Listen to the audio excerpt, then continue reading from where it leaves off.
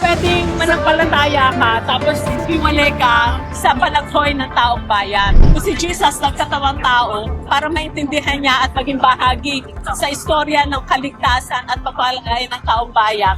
Isa rin inspirasyon si Jesus para magpatuloy kami. Sa ating Pangulo, kinakailangan siyang buwaba sa pwesto kung siya mayroong kasalanan at dapat panagutin ang Vice Presidente sa kanyang mga pakamali.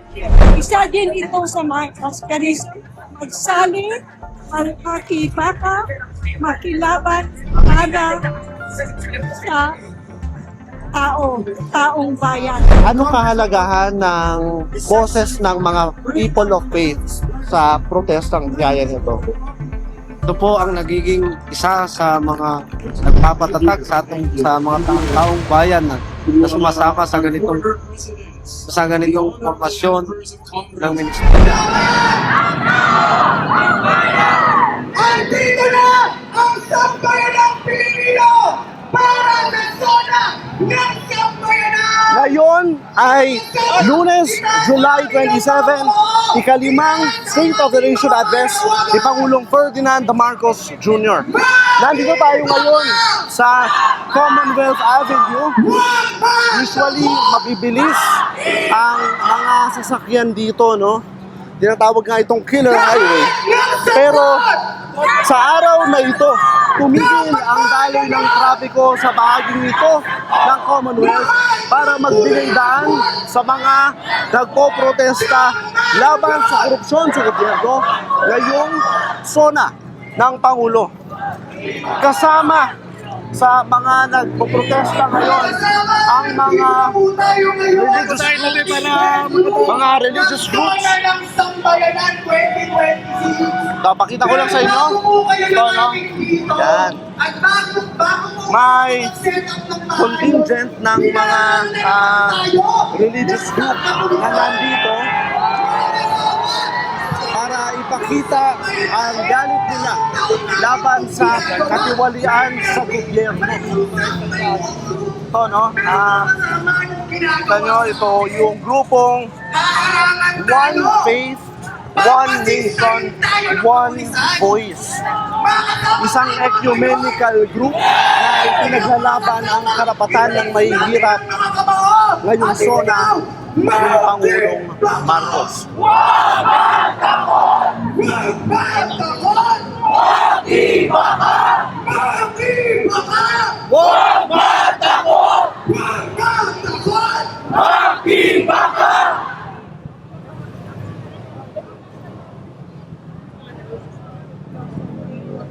So ito yung babasahin ko sa inyo yung tarpaulin nitong grupong One Faith, One Nation, One Voice. Because the poor are plundered and the needy groan, I will arise, says the Lord. Isang sipi mula sa Psalms. Psalm 12:5a.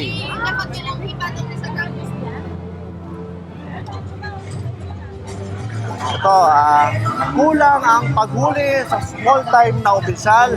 Lahat ng sangkot dapat daw managot. Pinaglalaban nila dito yung pagpapanagot sa mga involved sa flood control, corruption, scandal, pati na rin sa impeachment trial sa kaso ni Vice President Sara Duterte. Lahat ng sangkot dapat managot. So kumausap tayo ng mga ilang membro nitong One Faith, One Nation, One Voice. Ito, no, mga membro sila. Ma'am, pwede ba kayo ma-interview ng konti? Anong name po ninyo and anong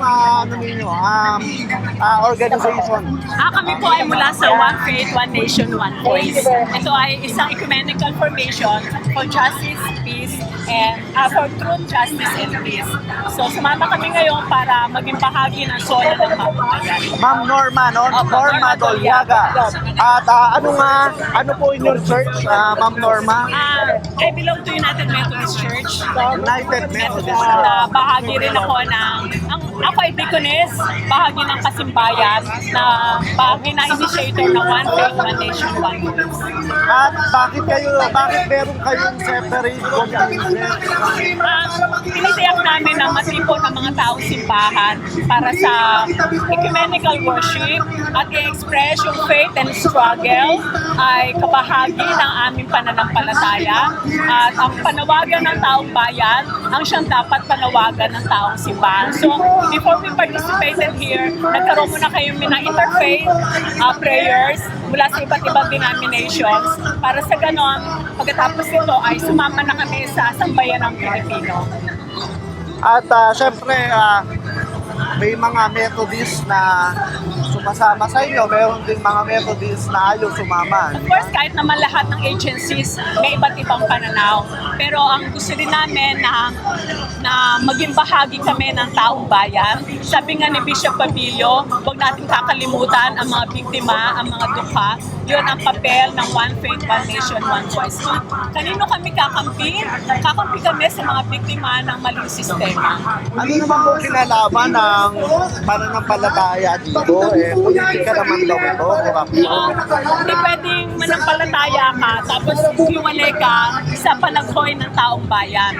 Kasi kung ang modelo namin si Jesus Christ, kung si Jesus nagkatawang tao para maintindihan niya at maging bahagi sa istorya ng kaligtasan at papalay ng taong bayan. Isa rin inspirasyon si Jesus para magpatuloy kami. Hindi siya necessarily hiwalay. Ang politika, ang gawain spiritual ay magkadugtong sapagkat ang anumang pagpapasya sa gawain spiritual ay may kinalaman sa gawain politika, pagpapasya ng taong bayan at sa lipunan. Salamat po, Ma'am Norma. Salamat. Sister naman. Kasi Sister, what's your name? Josel Socaldito. Socaldito. Josel, J-O-C. Socaldito. Socaldito. Parang si Jobert Socaldito. Anak kami ni Jobert. Ha? Magkamukha kayo ni Jobert. Ayun, sister, bakit kayo nandito ngayon? Para makikiisa sa laban ng bayan. Ano, sister, sorry. Bakit po kayo nandito ngayon, sister? Nandito ako ngayon dahil nakikiisa sa laban ng bayan. Nakikilahok sa anumang activity ng bayan para sa kabutihan ng lahat ng mamamayan. Para sa kabutihan ng lahat ng mamamayan. Nakikisa sa paglaban para sa ang mga kurakot ay hulihin at parusahan. Hindi lamang yun, kundi ibalik nila ang kanilang ninakaw sa mga taong mahihirap, sa mga taong nagluklok din sa kanila sa pangyarihan. Na sana makita nila, mamulat sila sa katotohanan na sila ay inilagay ng mga taong naghihirap ngayon para sa pwesto, para ilaban ang kanilang kabutihan. So, pero iba ang nangyayari. Ang mga nilagay sa pwesto, nagnakaw. Hindi tinutupad ang kanilang mga katungkulan para sa kanila. So, kaya kami nandito ngayon. Oo. Sister, ano po ang inyong congregation? Sisters of the Divine Savior. Ano po ang charism ng Sisters of the Divine Savior? Isa din ito sa mga charism, magsali, makibaka, makilaban para sa taong bayan. Para ipamulat din sa lahat na ang Panginoon ay nagmamahal at hindi pinapayag ng mga kulakot na ito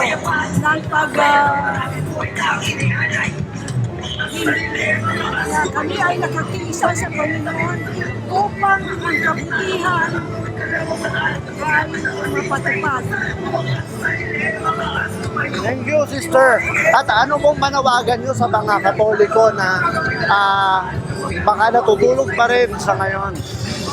Makikiisa rin sa samahan ng mga tagasimbahan ng mga Katoliko, pero Katoliko ka man o hindi Katoliko. Basta para sa kabutihan, sa pananampalataya, dapat na sumama. Hindi makikiisa sa mga walang katarungan. Thank you po, sister. Welcome. Thank you. Pwede po magpahabol lang na tanong. Sa mga Methodist po, ano po ba ang baka may hindi nakakakilala sa United Methodist Church?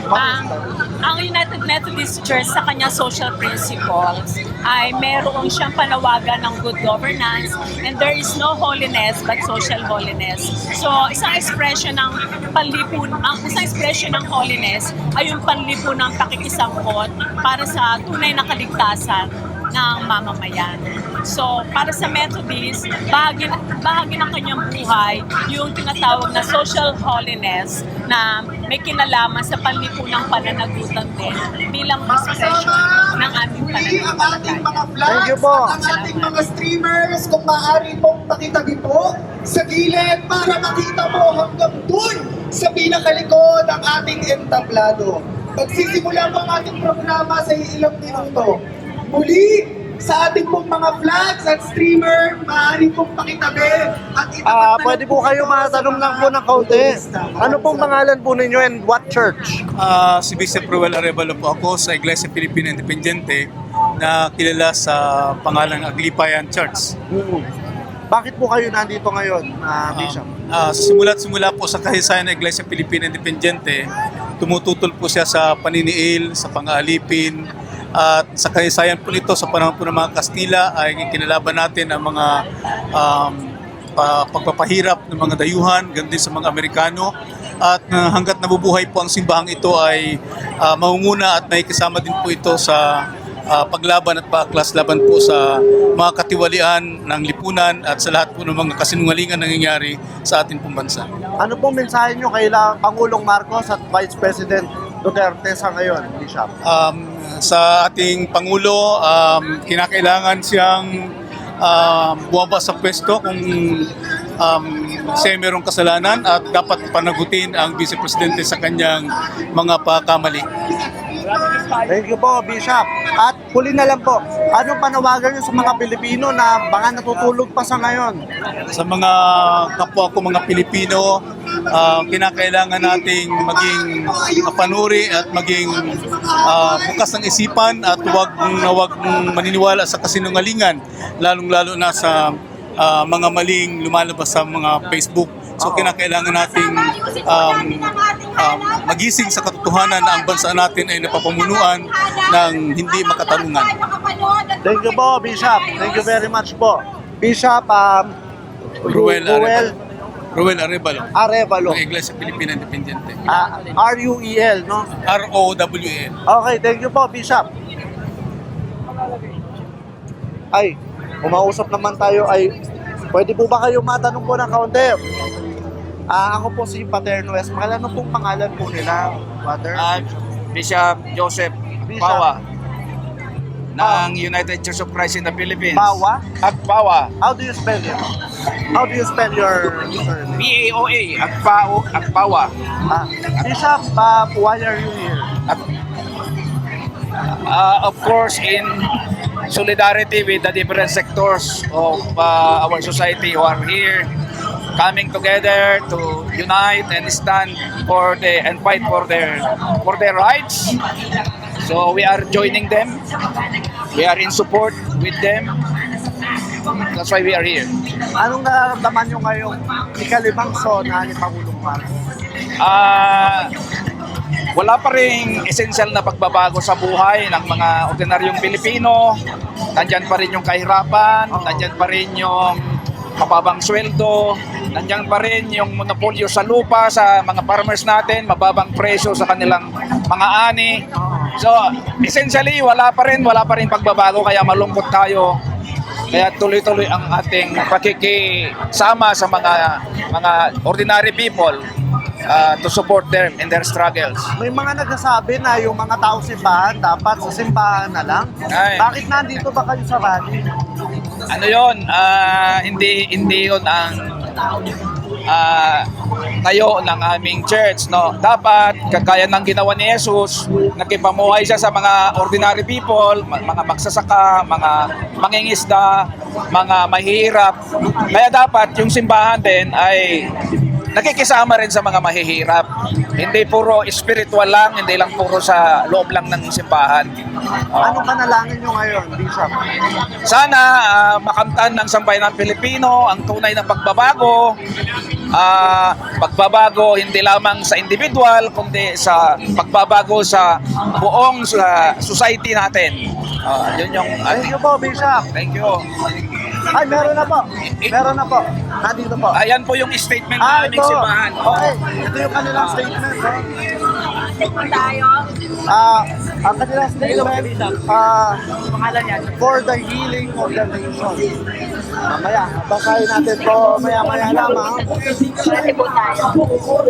Kumausap tayo ng mga iba pang mga miyembro nitong religious contingent dito sa zona protest. Taga saan po kayo? Mga seminaryo Nang ano po? sa Aglipay Central Theological Seminary. Saan po naka-base yung St. John? Po? St. John sa dito sa Manila. Aglipay. IFI. Ay, Oo. Bakit? Anong pangalan po ninyo? sa ako po, Tomas, Tomas, ano po? Quezon. Quezon. Bakit kayo nandito ngayon? Isa po kaming grupo na seminarista na may programa na ipaglaban kung ano ang nararapat. Oo. Anong kinalaman nito sa pananampalataya? Kami kasi nakaugat kami sa bayan at sa Diyos na yung relihiyon namin ay para sa Diyos at sa Oo. bayan. Kaya nakaugat kami din sa bayan ng mga problema ng mamamayan. Oo. Thank you po. Thank you, Tomas, no? Brother Tomas. Kayo naman po, pwede kayo matanong po ng kaunti. Anong pangalan po ninyo? Brother Mark. Mark, ano po? Mark. Ano pong apelido po ninyo? Mark Lambit. Oh? Lambit. Oh? Lambit. Lambit. Bakit kayo nandito? Kasi po sa panawagan po ng taong bayan at sa ating bayan po.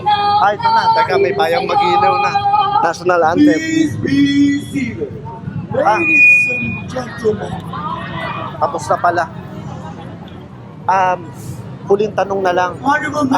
Anong kahalagahan ng boses ng mga people of faith sa protestang gaya nito? Ito po ang nagiging isa sa mga nagpapatatag sa mga taong bayan na sumasama sa ganitong formasyon ng ministriya. Yun lang po. Thank you very much po. O ito mga IFI seminarians. Magandang hapon sa inyong lahat. At dito, sa harap natin, First of all, nagaganap ang I am excited to confirm to you. zona ng Hindi na tayo sambayanan. mahirap. You heard it here right, ladies and gentlemen. I confirm what the World Bank has earlier reported. Lapit lang tayo ng konti. Ang Pilipinas ay isa ng upper middle income economy. So, kumbaga, habang nagde-deliver ng State of the Nation address si Pangulong Marcos sa House of Representatives sa Congress, Ladies and ay gentlemen, is what it may ginagawang zona ng sambayanan It is ng also with mga much pride that I tell protester you now. dito Ipinakulong sa ko na ang mga guilty sa flood Commonwealth, control no? scam. Kaya lahat kayo dyan na walang hiya pa rin hanggang ngayon, you better surrender. Okay? Ito pa rin And yung yes, mga religious pinalayas ko na ang China sa West Philippine Sea. Dito ko lang sa inyo kung gaano karami yung mga religious contingent The dito. great and almighty United States of America has long flowers. Ito, ay, The first place naman, anyone would see them. Never the US and China in the West Philippine Sea. Now, back to my opener. ay, Bishop. Here I have Kamusta po? Kamusta na? Mano po? Kamusta na? Okay naman po. Ito, Lagi kang isang- ano trending Ano po? Trending ba? Ay, hindi ko kayo nakilala, Monsignor. Ito ang mga kasama natin, kaibigan natin galing sa Iglesia Pilipina Independiente. Ayan, isoli nyo ang ninakaw nyo. Ito si Monsignor Silvestre. Galing sa Mandaluyong pa rin kayo. So siya ay Monsignor sa Iglesia Filipina Independiente. Bakit po kayo nandito ngayon? Taon-taon nandito kami at saka sa iba pang malalaking issue na kung saan ang mamamayang Pilipino ay nagkasama-sama para ipanawagan na tigilan na ang mga korupsyon para paunlarin natin ang sarili nating bayan. Dahil ang korupsyon ng sanhi ng sobrang kahirapan ng ating mamamayan. Bakit po mahalaga na nandito yung mga taong simbahan? Upang sama-samang magbahayag ng kanilang isang tinig na sobra na ang kahirapan sa atin, sobra na ang hindi makatarong ang pamamahala ang ating pamahalaan. Kaya patuloy po kami narito at nananawagan para sa kapayapaan, sa kaunlaran ng ating bansa. Anniversary nyo na, di ba? Yes. Sa August 3. Bakit mahalaga to para sa IFI? Sa Iglesia Mahalaga Filipina kasi Independiente. ito yung aming pinagmulan, ang makibaka, ang patuloy na huwag papayag sa mga pang-aapi, pang-aabuso ng kahit sino pa man. Kaya nandito kami bilang isang simba. Bilang IFI. Salamat po, Monsignor. Yes. Stay Ingat down. po. Ito na, nagsimula ng umambon dito sa Commonwealth. Ayun, yung langit, makulimlim na. Nagbukas na ng payong yung mga rallyista dito.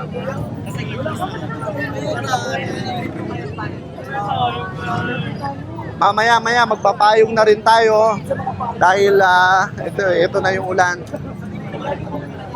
Kausapin natin ito, mataas na opisyal ng Iglesia Pilipina Independiente. Si Bishop Dindo Ranojo. Bishop Ranojo. Yes. Ay, pwede ba kayo ma-interview ng konti? Ako na po maghawak. Bakit po kayo nandito ngayon? Siyempre, ang simbahan ay dapat kasama lagi ng taong bayan. Sapagat ang taong bayan ay ang sumasalamin sa nangyayari sa simbahan sa ating lipunan. Ang simbahan palagi ay dapat nakikinig sa boses ng sambayanan sapagat tayo ngayon bilang mga taong simbahan ay dapat atin ipinaparating ang ating hinaing para sa isang mas magandang bukas. Subalit ngayon, kasama natin ang taong bayan, alam natin ang kanilang hinaing para sa isang minsan dapat ay mawala na ang korupsyon, mawala na ang diskriminasyon at dapat ang kapakanan ng taong bayan dapat na binibigyan ng tugon ng pamahalaan. Kaya lang, sabihin nila dapat sa kumbento na lang kayo, sabihin ng ibang tao, di ba? Bakit sumasali kayo sa ganitong rally? Kung kami ay nasa kumbento na lamang, ay parang hindi na namin sinasalamin na kami ay una, bahagi ng lipunan. Pangalawa, kami mga botante rin. Pangatlo, kami nagbabayad din ng tax.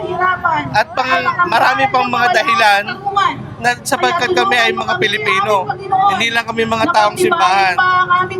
Kami ay mga Pilipino na dapat ay nakikisa sa hinaing ng sambayanan. Tayo ay mga Pilipino. Tayo, ang mga Pilipino, tayo ay bahagi ng lipo ng ating ginagalawan. Hindi namin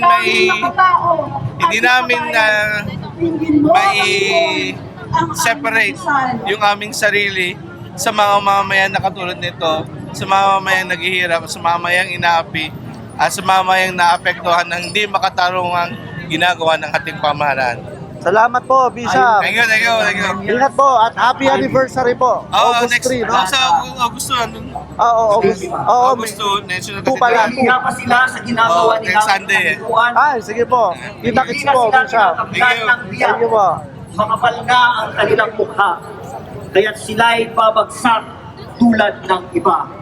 Ito na ang kanilang wakas.